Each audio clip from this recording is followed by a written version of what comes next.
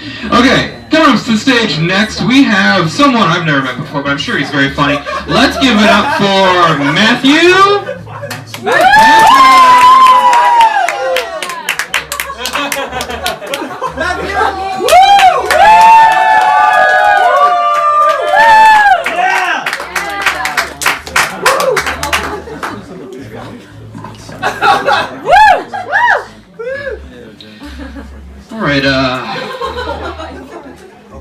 Alright, I guess let's do your physical results first.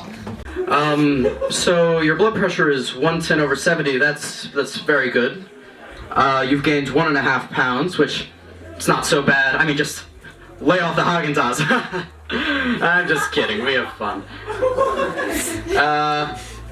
Before I keep going, I'll just say, thanks for being my first patient here. I just moved from New York, so, this is my first time here. I'm getting my bearings still at this new practice. I just, you're kind of my guinea pig. I'm just kidding. We treat you well.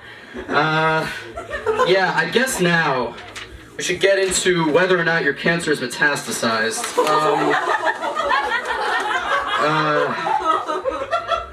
I'm sorry. Before I keep going, I should probably address the elephant in the room. I've noticed you're noticing all this. So I just want to say, yeah, no, that's not me. Sorry. Mr. Met is my father. I'm Dr. Met. Okay? I just,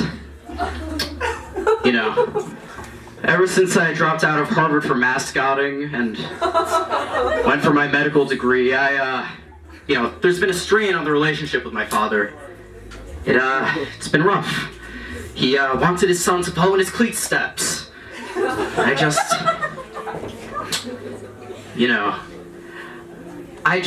He wouldn't pay tuition for me to go to Harvard for doctors, so I said, you know what, I'm gonna pay my way through.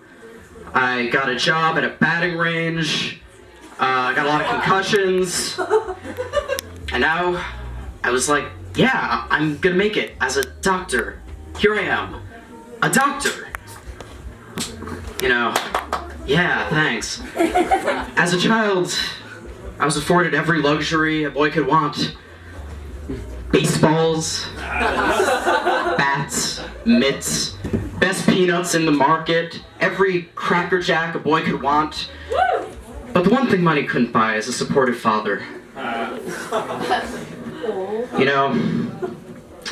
You want to know the most fucked up part? Let's say one day I woke up and I wanted to be a mascot all of a sudden. I could never go back to another Mets game. Not after what happened to Mom. I remember it so clearly, like it just happened. I remember it was a playoffs game, which rarely happens for the Mets, so it was a big deal for Dad. Clayton, the hamburger Hammond, stepped up to the plate. Hit a home run. My mom and I were in the outfield. She said, I'm gonna catch it for you. And true to her word, she did, only to be torn limb from limb. It was a clan of fans clamoring to get their hands on Clayton the hamburger Hammond's homer, likely worth a few clams. I told my dad, I told him, I am never going back to that stadium. You know what he said in response? They tore down Shea Stadium. This is Citi Field now, completely different. My father never understood me. God knows he never understood my mom. You know what he got her for their 10th wedding anniversary? A bobblehead of himself.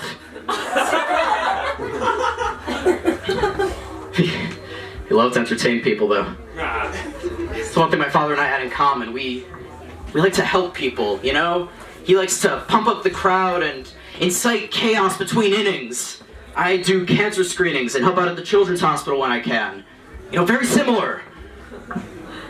Oh, hey, wait a second. Hey, those are the volunteers from the... Hey, what's up? Hey, I got you some shirts from the charity walk. You couldn't make it. I got you some shirts. Hey, you guys want some shirts? Yeah. Hey, oh, Brian. Brian, I got you this shirt from the charity walk. Hey, Jill, I got one for you too. Hey, Peggy, I didn't forget about you. All right. I'll see you guys after work. Hey, you want to get drinks later? Drinks after work? All right. It's a peace, man. Peace. All right. I love those guys. I love volunteering with them. You know, some of the kids at the children's hospital, they like to call me Dr. Baseball Head. Those little rascals, I love them. I love them so much. You know, I'll take Dr. Baseball Head over what my grandfather had to go through. He used to work at a Coney Island freak show. They used to call him the human sphere. I remember hearing about this, you know, he was the main attraction at the Subhuman Monstrosity Convention of 1912. Big deal. People would come far and wide to see him shoot himself out of a cannon and land in a baseball mitt. And you know, one day, after all his hard work, he was able to retire, settle down with a cute little softball from down the street. That was my grandmother. And you know, my father, he loves his mother just like I love mine. I don't know if my father loves me. I think he does. I don't know if he does now. I don't think he hates me. There's one person in the world he hates, and that is the Philly fanatic. I remember he used to always say that if I ever got my hands on that green fuck, I'd send him to an early grave. That's that for you. What's up? I haven't spoken to him in 4 years. I wonder how he's doing. Maybe I should call him.